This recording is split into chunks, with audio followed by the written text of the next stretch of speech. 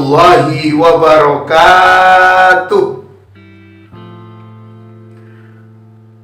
Alhamdulillahilladzi asra bi abdihi lailam minal masjidil haram ilal masjidil aqsa barakna haulah.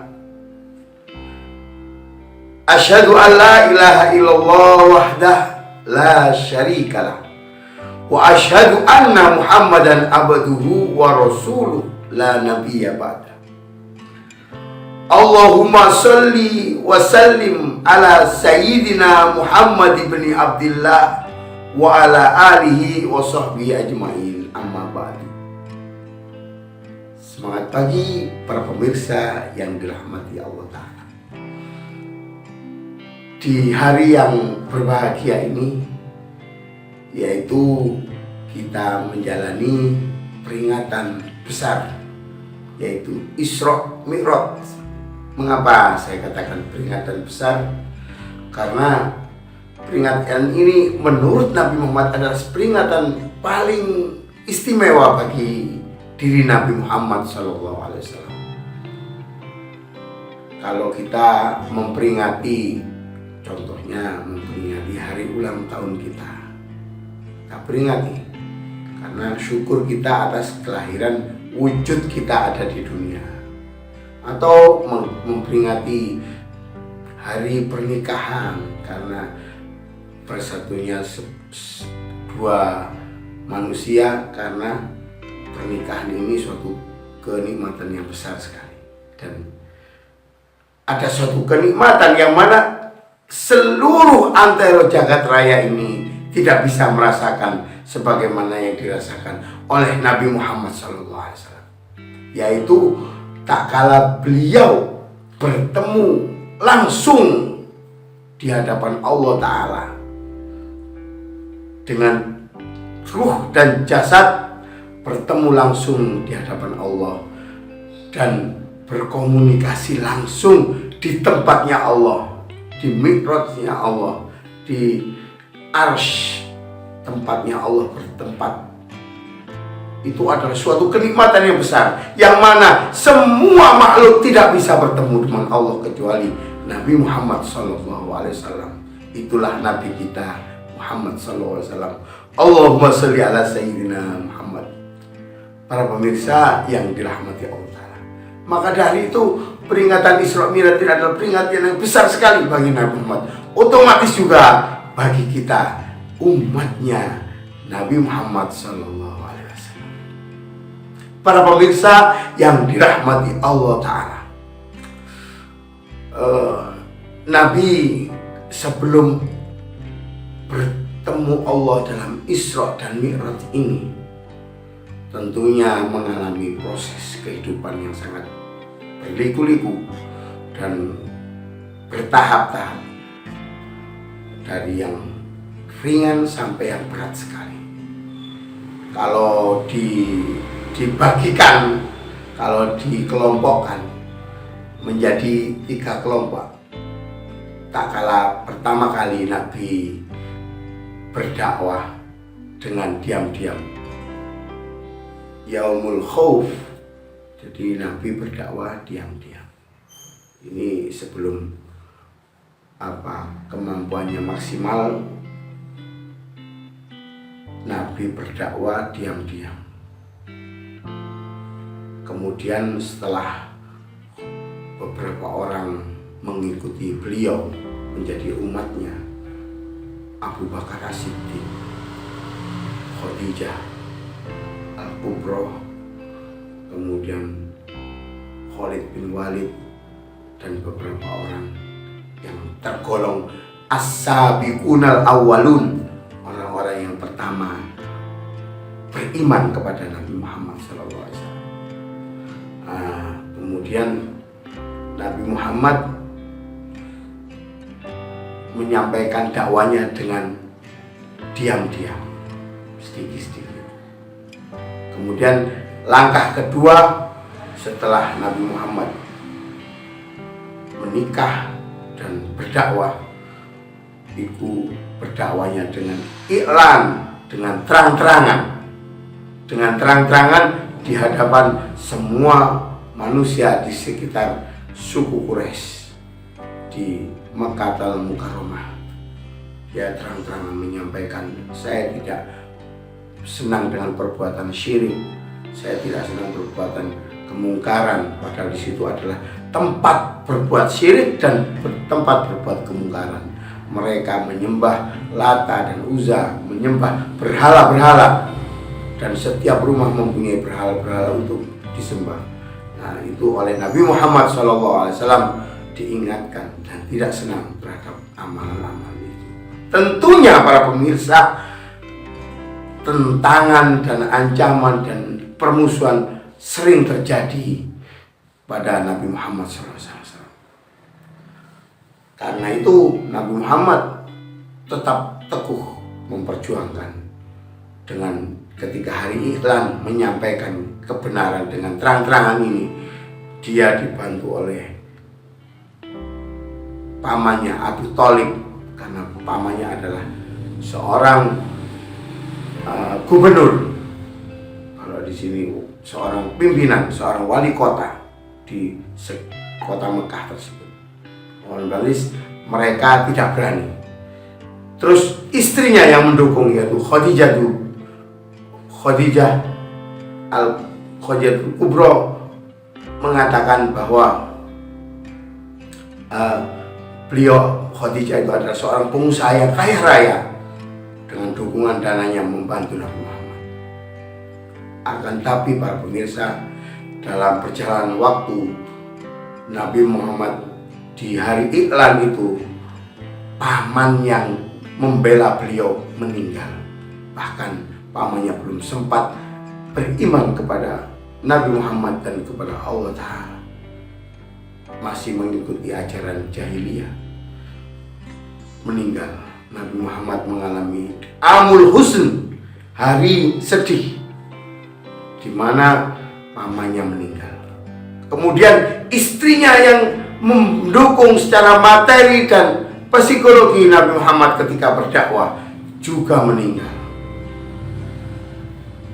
Mendengar hal itu, orang yang tidak senang pada Nabi Muhammad, yang pemuja-pemuja berhala dan yang terganggu akibat dakwanya Nabi Muhammad untuk menghilangkan amalan-amalan terdahulu yang tidak benar, menurut mereka adalah suatu perbuatan benar dan menurut Nabi Muhammad tidak benar, itu mulai berani menentang mereka. Sampai-sampai para pemirsa, seorang budak yang bukan level Nabi Muhammad, yang Nabi Muhammad adalah dari suku yang ternama, dari pimpinannya, dari bapaknya itu Abdullah yang menguasai Ka'bah, dan istrinya dan pamannya adalah gubernur.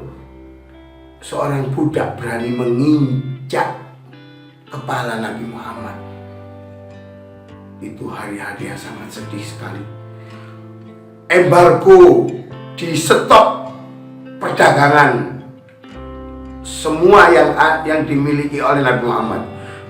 Teman-teman beliau yang sudah beriman kepada Nabi Muhammad di stop perdagangannya, sampai beli apapun tidak bisa.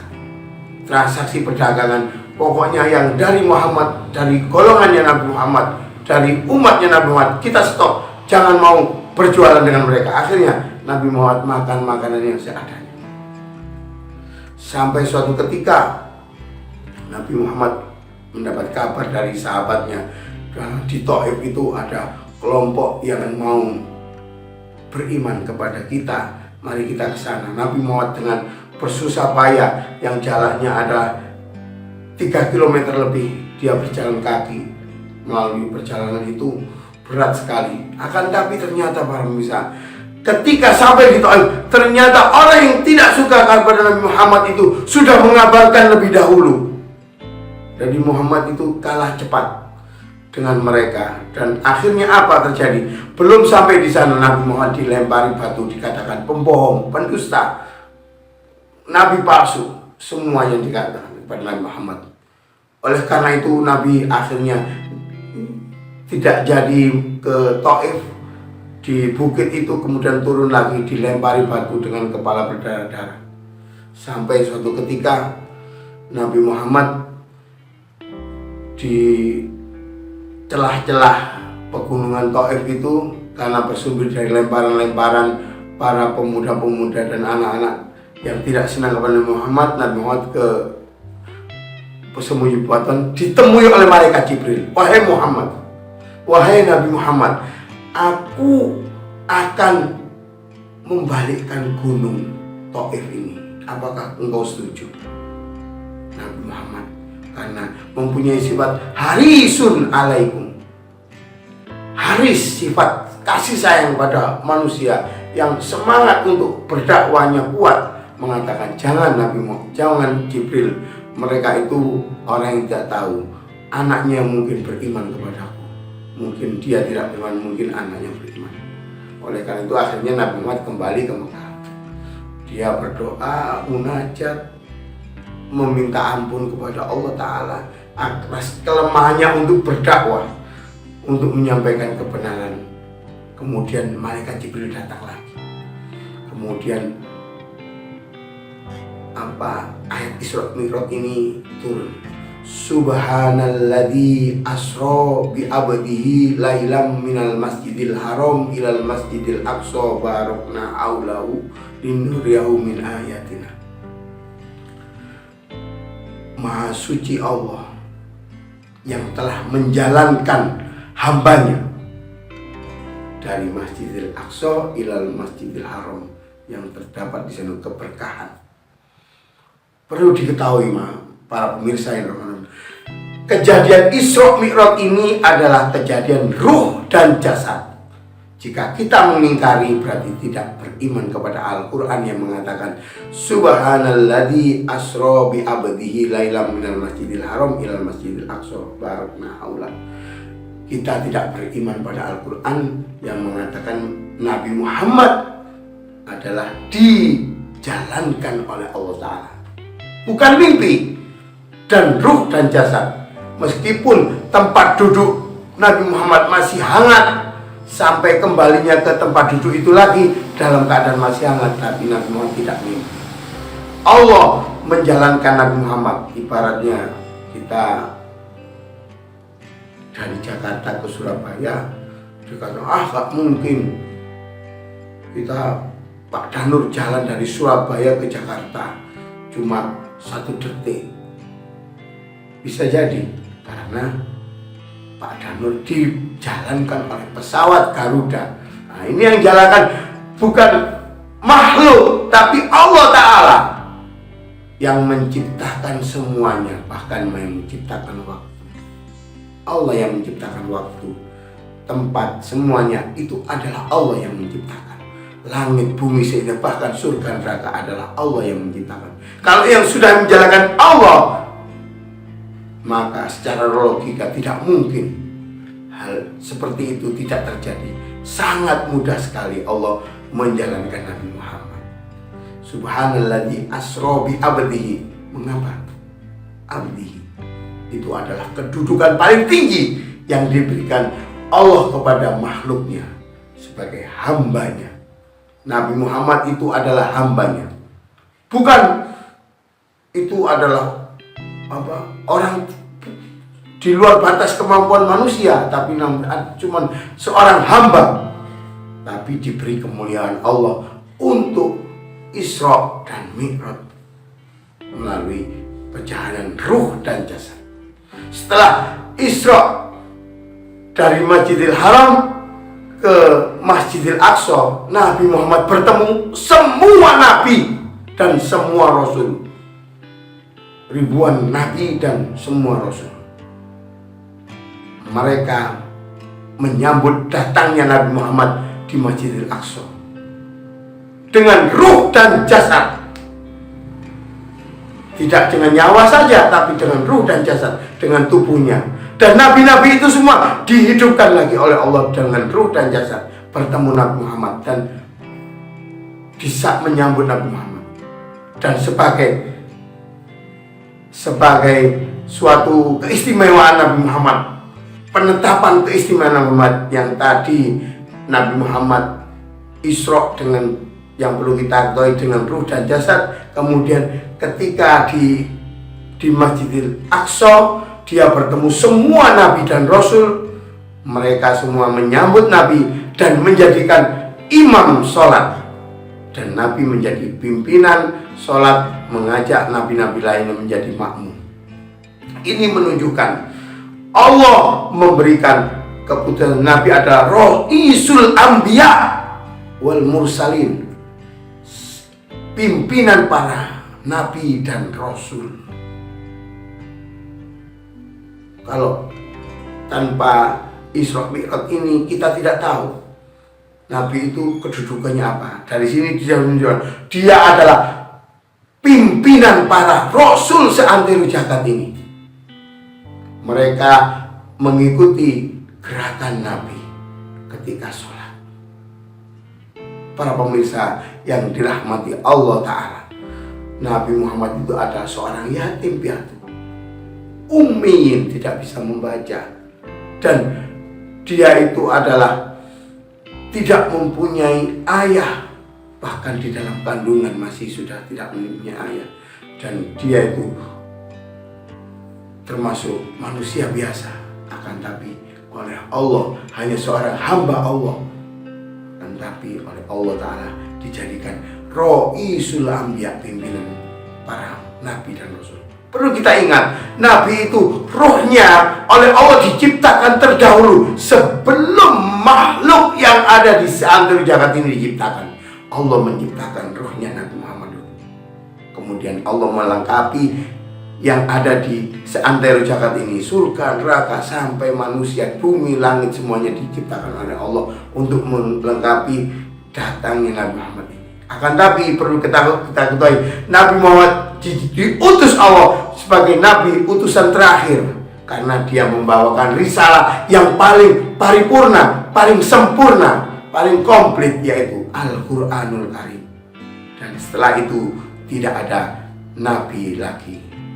Khatimul Anbiya wal Mursalin, nabi adalah nabi terakhir dan penutup yang paling sempurna.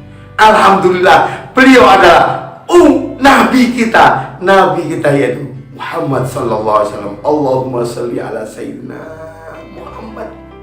Para pemirsa yang dirahmati Allah Ta'ala, setelah Nabi mengimami, kemudian Nabi Mi'raj bertemu Allah Ta'ala. Dan ini tidak bisa dilakukan oleh semua makhluk, bahkan malaikat pun tidak bisa mengikutinya, karena Allah cuma memerintahkan Nabi Muhammad saja yang bisa menemuinya. Oleh karena itu Nabi Mi'raj sendiri bertemu dengan Allah Ta'ala. Setelah kita mempelajari tadi Nabi Muhammad ruh dan jasad, kemudian dijadikan pimpinan, yang ketiga Nabi Muhammad Mi'raj sendiri tanpa dibantu oleh siapapun, karena yang diizinkan Allah, yang diperbolehkan dan yang diangkat oleh Allah adalah Nabi Muhammad sendiri. Para pemirsa yang dirahmati Allah Ta'ala, ketika Nabi Muhammad bertemu Allah, Nabi Muhammad mengatakan at-tahiyyatul mubarakatus sholawatut thayyibatulillah. Tahiyat kepadamu, berkah kepadamu, sholawat kepadamu ya Allah. Kemudian Allah mengatakan, assalamu alaika ayyuhan nabi wa rahmatullahi wa barakatuh. Apa yang dijawabkan Nabi? Para pemirsa yang dirahmati Allah, assalamu alaina wa ala ibadillahi sholihin. Salam dariku ya Allah dan dari hamba-hambamu yang soleh, dari orang yang bertemu dengan orang-orang penting, orang-orang istimewa. Katakan kita bertemu pejabat, kebanyakan itu lupa oleh pendukung kita yang di belakang. Kita tidak menyampaikan, tapi Nabi Muhammad lain, masyaallah. Ingat kepada umatnya, karena dia itu harisun, sayang sekali kepada umatnya, yaitu kita semua dan orang-orang terdahulu. Para pemirsa, wa ala ibadillahi, assalamu alaina wa ala ibadillahi sholih. Salam dariku dan salam kepada hamba-hambamu yang soleh juga ya Allah. Itu yang pertama. Kemudian Nabi Muhammad mendapatkan utusan perintah dari Allah menjalankan sholat 5 waktu. Kesimpulannya itu, mulai proses percakapan akhirnya Nabi mendapatkan perintah sholat 5 waktu. Loh, mengapa kok sholat Pak pemirsa? Kan sudah Nabi mendapatkan perintah, ujian dari hari iklan itu menyampaikan berat sekali, tapi kok malah disuruh sholat? Perlu ketahui para pemirsa, umat-umat terdahulu tak kalah mendapatkan permasalahan, ujian atau kebahagiaan, selalu bertanya kepada nabinya sebagai perantara. Nabi adalah perantara umat kepada Allah Ta'ala. Jadi selalu bertanya, bagaimana ini Musa? Bagaimana Ibrahim? Bagaimana Nuh? Bagaimana Lut? Kalau seperti ini. Mesti tanya kepada nabinya agar mereka tidak tersesat. Akan tapi paham bisa, Nabi Muhammad karena Nabi akhir zaman,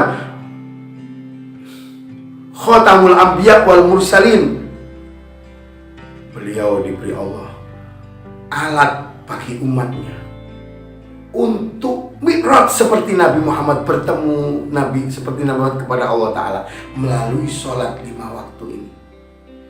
Jika kita sholat 5 waktu, maka jika kita sholat, maka kita seperti bertemu di hadapan Allah. Kita ini seperti komunikasi langsung di hadapan Allah Ta'ala, yang mana umat-umat terdahulu meskipun dia sholat, tapi tidak sama dengan umatnya Nabi Muhammad. Iyyaka na'budu wa iyyaka nasta'in, hanya kepadamu aku menyembah dan hanya kepadamu bertanya. Itu terjadi di sholat. Gambaran konkret nyata manusia bertemu dengan Allah itu terjadi di sholat. Maka dari itu para pemirsa, jangan sampai kita meninggalkan sholat, yang mana sholat itu adalah alat kita. Umat Nabi Muhammad itu umurnya pendek, tidak seperti umat Nabi Nuh sampai ratusan tahun. Fisiknya ya seperti ini, akan tapi kemampuannya bisa bertemu Allah setiap hari 5 kali. Itu adalah suatu perbuatan yang istimewa yang diberikan Nabi Muhammad kepada kita. Negosiasi Muhammad itu sangatlah istimewa, hingga kita bisa mi'raj bertemu Allah setiap hari 5 kali para pemirsa. Perlu kita ketahui, as-sholatu imaduddin, faman aqamaha faqad aqamaddin. Salat itu adalah tiang agama. Orang yang menegakkan sholat, dia akan menegakkan agama. Jika kita sholat, maka semuanya oleh Allah akan ditata dengan baik. Apakah Allah butuh untuk bertemu kita? Tidak. Akan tapi Allah kepingin umatnya Nabi Muhammad, karena dia adalah yang dicintai Nabi Muhammad, itu selamat dengan jalan melalui jalan pintas, men-skip semua yang ada melalui sholat 5 waktu. As-sholatu tanha anil fahsya'i wal munkar. Sholat itu bisa menghilangkan kefasikan dan kemungkaran. Sholat itu buahnya, jika kita masih berbuat maksiat, berbuat dosa, berarti kita harus memperbaiki sholat kita. Karena jika sholat kita benar secara rukun, syarat, dan apa-apa yang terkait dengan sholat, maka sholat kita bisa menghindarkan dari kefasikan dan kemungkaran. Kebiasaan kita tidak jujur bisa terbaguskan, bisa dirubah oleh Allah Ta'ala. Kebiasaan kita melakukan kecurangan, bermaksiat, berzina, semua amal-amal yang kita anggap kita sendiri mempunyai qalbun salim, hati nurani para pemirsa, itu bisa mengetahui ini salah dan benar, tapi kita tidak bisa merubahnya. Akan tapi dengan sholat, oleh Allah akan dirubah sedikit demi sedikit. Karena as-sholatu tanha 'anil fahsya'i wal munkar.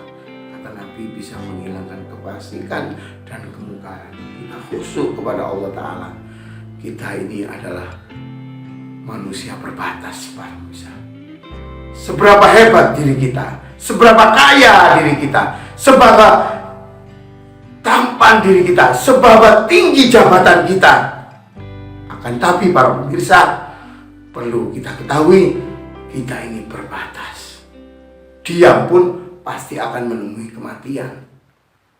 Dan ketika kita mati, para pemirsa, yang terjadi adalah yang ditanyakan diri adalah pertama kali adalah ini, apakah kita sholat?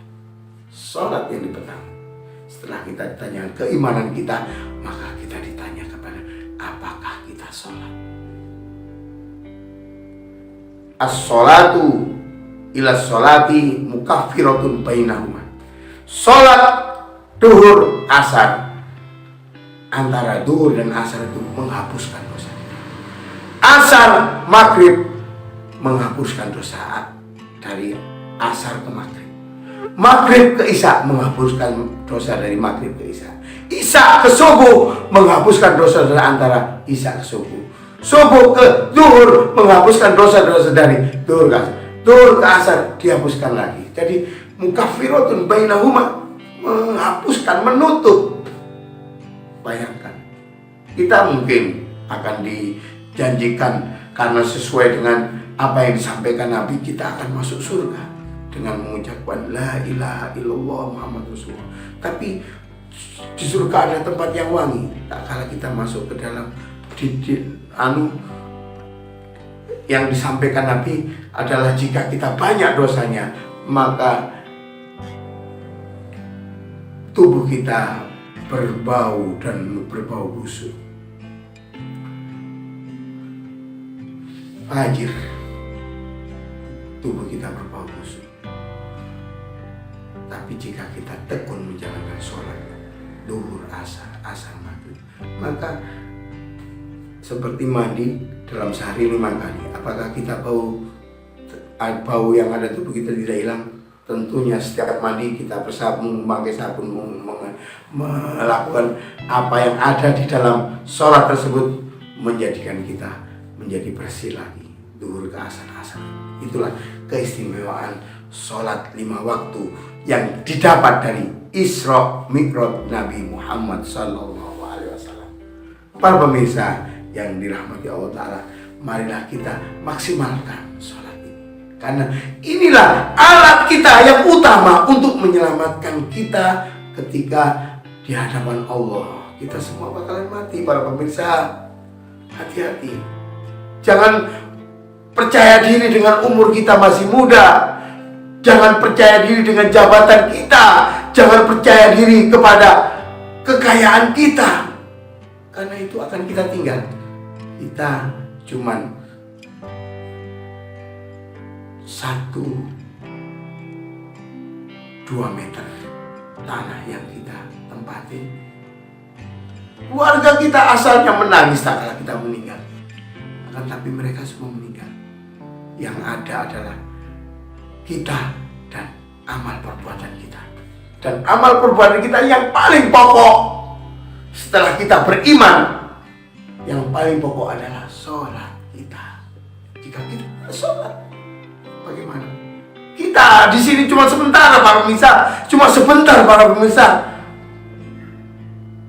Cuma sebentar. Tidak lama. Cuma sebentar. Di akhirat kekal. Auratan, gufrotan, tanpa alas kaki, tanpa pakaian. Umur kita dengan ibu kita mungkin sama, umurnya 25. Ayah kita 25 dan seorang wanita 20. Semua sama. Jika kita minta tolong, tidak ada yang menolong. Kita minta tolong orang tua kita. Kalau di dunia mungkin terjadi seorang bayi dilindungi ibunya ketika gempa bumi di Poso tersebut. Ibunya meninggal kena tertimpa batu, bayinya selamat karena menyelamatkan bayinya. Itu yang terjadi. Tapi di akhirat tidak bisa. Orang tua yang mengatakan dewi-dewi. Bahkan para pemirsa, ketika umatnya Nabi Adam, umatnya Nabi Musa, umatnya Nabi Isa, dan umat-umat terdahulu minta tolong, nabi-nabi mereka tidak bisa membantu. Dewi-dewi, karena beratnya di akhirat ini. Dan yang bisa menolong adalah Nabi Muhammad SAW yang memberi syafaat kepada diri kita. Oleh karena itu Nabi Muhammad memperingatkan umatnya dengan memerintahkan kita untuk menjalankan sholat 5 waktu sebagaimana perintah Allah Ta'ala, yang membersihkan kita setiap sholat di antara sholat itu. Dan Nabi Muhammad tentunya mudah sekali membantu. Nabi Muhammad itu adalah Nabi yang sangat cinta kepada kita. Laqad ja'akum rasulun min anfusikum azizun harisun alaikum bil mu'minina raufur rahim. Dan sungguh telah datang Nabi yang sangat cinta sekali kepada kita, yang sangat mulia dan sangat cinta kepada kita, memperjuangkan kita. Bahkan ketika Isra Mi'raj mengingatkan, mengucapkan diri kita kalau kita adalah hamba yang soleh. Assalamu alaina wa ala ibadillahi sholihin. Itu yang disampaikan Nabi Muhammad, menyampaikan salam kita kepada Allah Ta'ala. Bahkan beliau juga memberi syafaat umat-umat terdahulu dan semua umat, karena Nabi sudah mengetahui keadaan akhirat itu melalui Isra Mi'raj. Perjalanan beliau mengetahui, akhirnya beliau juga memberi syafaat semua umat ini yang soleh-soleh itu diberi syafaat oleh Nabi. Yang terutama adalah umat beliau, yaitu kita semua. Semoga kita kelak mendapatkan syafaat Nabi Muhammad, kita diselamatkan dengan sholat kita. Para pemirsa yang dirahmati Allah Ta'ala, itulah kisah Isra Mi'raj yang terjadi, yang suatu kisah yang besar sekali bagi diri kita semua umat Nabi Muhammad dan bagi Nabi Muhammad. Oleh karena itu kita peringati, kita ingatkan, dan inti dari pelajaran yang saya sampaikan ini, marilah kita semangat sekali untuk menjalankan ibadah sholat kepada Allah Ta'ala. Jika tidak, maka rugi kita. Kita adalah hamba-hamba yang istimewa, yang diberikan, yang diberi Nabi Muhammad, yang diperjuangkan Nabi Muhammad untuk mendapatkan sholat 5 waktu. Kalau nabi-nabi terdahulu melalui malaikat Jibril, kemudian ke nabinya, bahkan mungkin Nabi Musa dari Allah langsung ke Nabi Musa melalui kalimah, tapi Nabi Muhammad langsung bertemu dengan Allah di Sidratul Muntaha, di depan Allah sendiri, dan memperjuangkan kita semua. Alangkah meruginya. Sak males-malesi, sak mokong-mokongi wong, ojo ninggalno sholat. Para pemirsa, jangan meninggalkan sholat, karena itu adalah alat kita, modal kita yang utama agar kita selamat. Mungkin kita sudah diperjuangkan Nabi Muhammad, karena Nabi Muhammad di dalam surat wadduha wal laili idza saja ma wadda'aka rabbuka wa ma qala walal akhiratu khairul laka minal ula walal akhiratu khairul laka minal wala saufa yu'tika rabbuka fatardo. Jangan lupa, Allah sudah mengatakan kepada kita, aku akan memberikan apapun yang kau ingin sampai engkau ridho. Dan Nabi Muhammad itu sudah memperjuangkan, jika kita beriman asyhadu an la ilaha illallah wa asyhadu anna Muhammad Rasulullah, maka akan masuk surga. Akan tapi jika kita tidak sholat, tubuh kita akan bau. Mungkin dicuci dulu. Dicuci berapa tahun? Jutaan tahun para pemirsa. Karena di sini berbatas, di akhirat tidak berbatas. Hitungannya bagaimana? otomatis ratusan tahun kita dicuci di akhirat. Jangan sampai kita menjalani itu para pemirsa. Marilah kita bersihkan diri kita dengan sholat. Antara sholat itu membersihkan tubuh kita. Jika kita bersih tubuhnya, maka kelak ketemu Allah, langsung masuk surganya Allah tanpa melalui proses penghalangan dosa-dosa kita. Karena dosa kita yang sholat itu bisa menghapuskan mukaffiratun bainahuma, antara waktu-waktu di antara sholat-sholat berikutnya. Itulah para pemirsa, mari monggo kita siap-siap, kita tingkatkan sholat kita, semangat kita khusyukkan. Iya, memang benar sholat itu berat. Di dalam Al-Quran dikatakan sholat itu berat, kecuali hamba-hamba yang khusyuk. Di dalam surat Al-Baqarah itu dikatakan bahwa ayat 45 dikatakan bahwa sholat itu berat kecuali hamba yang khusyuk. Siapa yang khusyuk? Yang yakin akan meninggal dan akan kembali kepada Allah dan akan bertemu kepada Allah. Orang yang khusyuk akan fokus bahwa di dunia ini sementara dan akan menjalankannya dengan benar, dengan sholat para pemirsa. Semoga kita semua yang menghadiri Isra Mi'raj secara daring ini bisa menjalankan sholat dengan maksimal hingga kita terbebas dari perbuatan-perbuatan mungkar. Sholat kita berbuah tanha 'anil fahsya'i wal munkar, dan kita bisa bahagia di dunia dan bahagia di akhirat. Sebelum saya tutup, mari kita dengarkan doa penutup peringatan Isra Mi'raj ini yang dibacakan oleh Bapak Udi. Dan marilah kita dengan khusyuk kita amini, kita bertekad inqiyadu, menetapkan diri kita untuk tekun menjalankan sholat. Kita ajak orang sekitar kita, orang-orang yang belum sholat kita ajak, orang di keluarga kita ajak sholat, ayah kita, ibu kita, anak kita, semuanya kita ajak agar fokus dengan sholat. Jika sholat ini dilakukan tertib, maka kehidupan lainnya akan tertib. Oleh karena itu, marilah kita pada detik ini kita semangat untuk menjalankan ibadah sholat, karena itu adalah modal dasar kita. Dan kita amini doanya dari Pak Udin, semoga harapan dan cita-cita kita juga berhasil. Assalamualaikum warahmatullahi wabarakatuh.